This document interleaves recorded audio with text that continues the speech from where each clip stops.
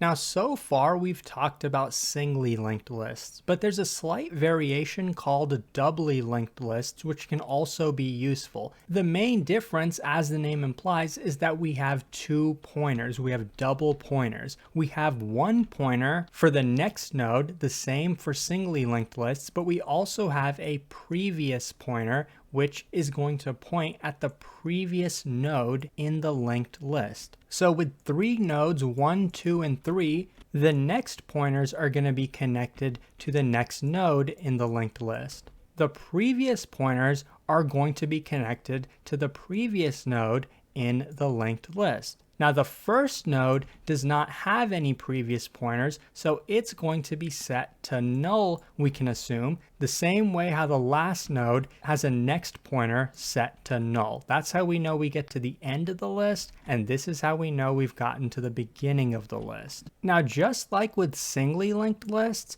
let's assume that we have a head and a tail pointer to the first and last node of our linked list. Now let's say we wanted to add a new node to the end of the linked list. It would be very similar to doing it with a singly linked list, meaning we would take the next pointer of our current tail node and assign it to the list node 4. We would also want to set the previous pointer of this node to be at list node 3. We would also want to set the previous pointer of list node 4 to point at list node 3, because we want to make sure that this is doubly linked. We want to preserve the properties of our doubly linked list.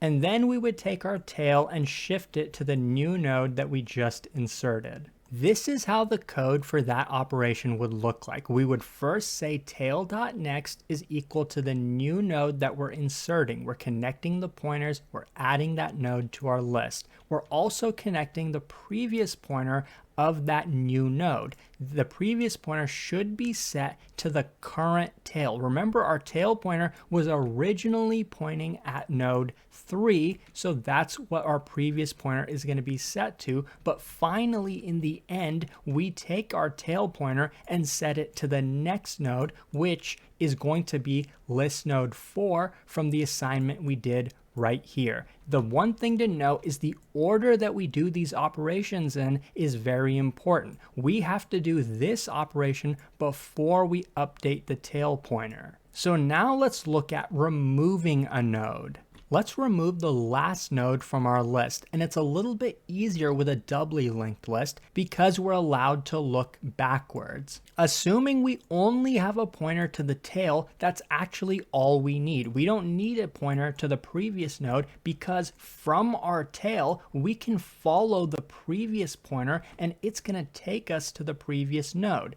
This is really convenient. With a singly linked list, we would have had to start at the beginning and then kept going forward until we got to the node that we wanted to be at. We would start at the tail, follow the previous pointer, we would be at list node 2. We would take the next pointer of it, which is now pointing at list node 3, and we would instead point it at null. And it's really that simple. Now we have a linked list of size 2. Technically, this node still exists and its previous pointer is pointing here.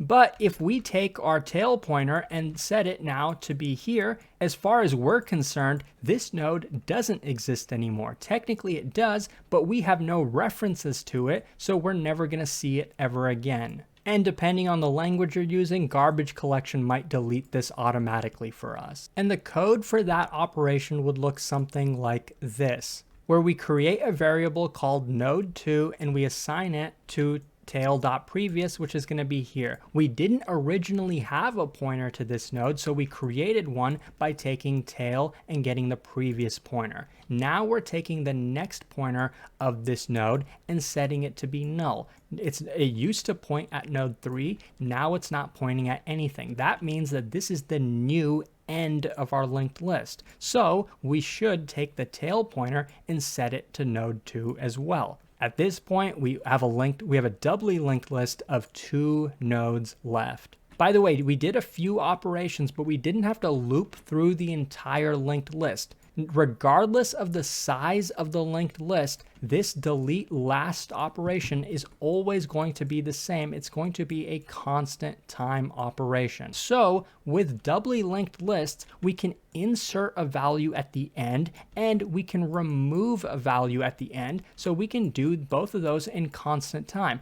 Doesn't that satisfy the requirements of a stack data structure? Yes, it does. That means that stacks can be implemented also with linked lists, just like they can be with arrays. But it's a lot less common to implement stacks using linked lists because with our original dynamic array, we could pop and push to the end of the array efficiently, but we could also access any arbitrary element of the array. This is a downside of linked lists, whether we're talking about singly linked list or doubly linked list, because we can't just arbitrarily access the second element or the third element or the seventh element. We have to follow our pointers to do that. That means to access a random element of the linked list, it would be an O of n time operation. So if that's the case, it's probably better to use a dynamic array if we're talking about stacks because we get extra functionality that we lose when we use linked lists.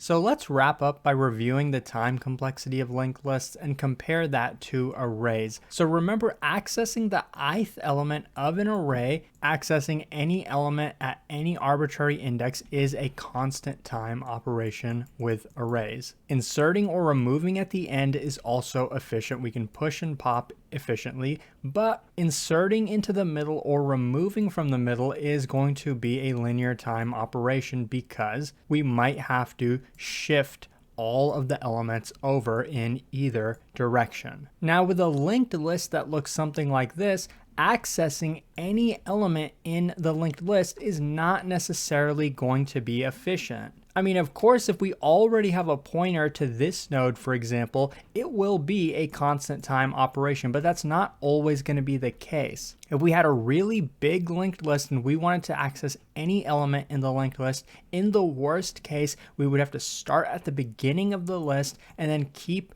incrementing, keep iterating through the list until we got to that element. So linked lists are different. We can't just randomly access any element. The worst case time complexity is big O of n. But if there's a downside to linked lists, we can also expect that there's going to be an upside to them as well, because that's the whole point of data structures. Some are better at certain things. Now, inserting and removing at the end is the same as arrays. It's a constant time operation. We talked about that earlier. Inserting and removing from the middle, though, is a constant time operation. Remember, if we have a linked list that looks something like this, if we want to remove the middle element, we don't have to now shift everything over. We don't have to take all of these and then shift them over by one. All we have to do to remove an element like this one is take the pointer. It's currently pointing at that, but now we want it to point at the next one. That's all we have to do to remove from the middle. Inserting works very similar to that. So yes, it's efficient to do that with linked lists, but the caveat, and it's a really big one, for us to remove any random element, first we have to arrive at that element. We need a pointer to the element before we can remove it. So in most cases, we're going to have to start at the beginning, keep iterating until we find the element that we want to remove and then remove it. So while doing the insertion or removal is efficient, usually we have to iterate through the linked list before we can do that. So in most cases, it's going to be a linear time operation. So we can see that linked lists do have a slight benefit compared to arrays, but I'll be honest and say that arrays are much more common and much more useful for problem solving. Being able to access the ith element, any arbitrary element, very efficiently is really, really important, much more than something like this, especially when most of the time we do this, we're not actually going to be able to do it in constant time. We're going to have to iterate through the linked list. These are a couple very fundamental data structures, and I can't wait to show you even more.